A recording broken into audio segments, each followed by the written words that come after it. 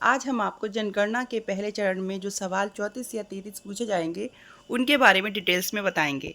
देखिए, ये जनगणना भारत पे पहली मर्तबा डिजिटल जनगणना होगी। ये ऑनलाइन डिटेल्स भरी जाएगी। हालांकि इससे पहले हर साल 10 साल के बाद जनगणना होती है, लेकिन इस बार ये पहली जनगणना होगी जो डिजिटल होगी, ऑनलाइन होगी। इससे पहले ऑफलाइन जनगणना होती थी। तो देखिए, सबसे पहले जनगणना में पहला जो सवाल होगा वो क्या होगा? मकान और उसकी बनावट। मकान किस तरह का बना हुआ है, उसकी बनावट कैसी है। भवन संख्या, नगर पालिका या स्थानीय प्राधिकरण का नंबर। भवन संख्या कितना है, 1 है, 2 है, जो भी होगा वो आप डालेंगे। फिर उसमें है जनगणना मकान नंबर। जनगणना मकान यानी कि जनगणना में जो मकान है 1 बने हुए हैं, 2 बने हैं। भवन तो एक ही होगा, लेकिन जनगणना मकान कितने होंगे उसके बारे में आपको बताना होगा। अब देखिए, इसमें लिखा है मकान में इस्तेमाल सामग्री कि किस तरह की है मकान में इस्तेमाल सामग्री।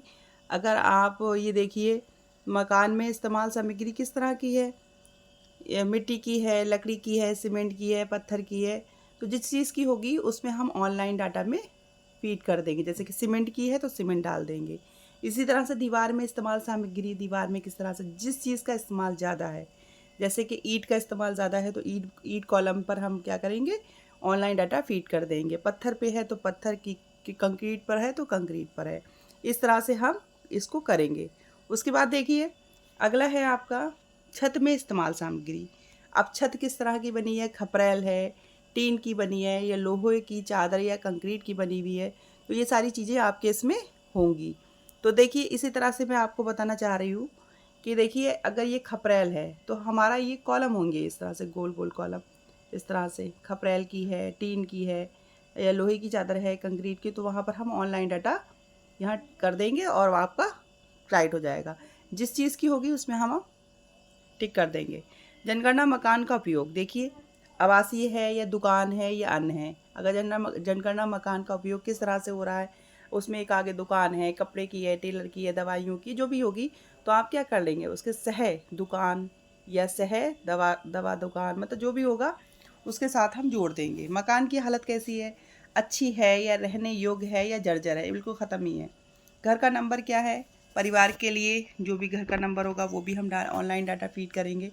परिवार में समान रूप से रहने वाले व्यक्तियों की कुल संख्या कितनी है, ये भी हम क्या करेंगे, ऑनलाइन डेटा भरेंगे। परिवार मुखिया की जानकारी तो उसके बारे में भरेंगे।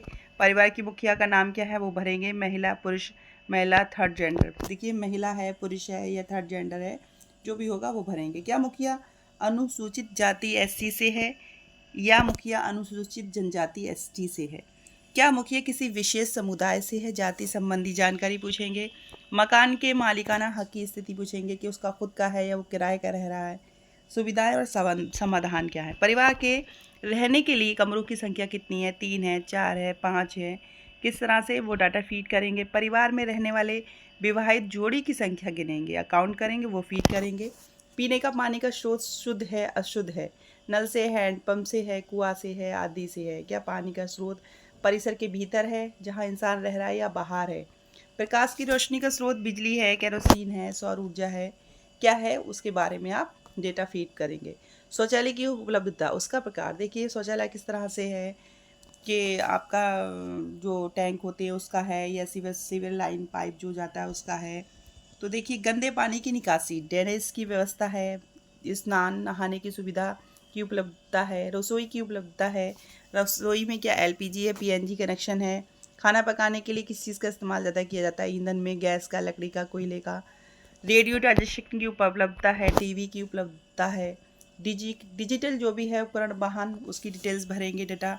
इंटरनेट की सुविधा है, ब्रॉडबैंड मोबाइल डेटा जो भी है वो उसकी डिटेल्स भरेंगे। लैपटॉप कंप्यूटर की उपलब्धता, टेलीफोन, मोबाइल फ़ोन, स्मार्टफोन जो होगा।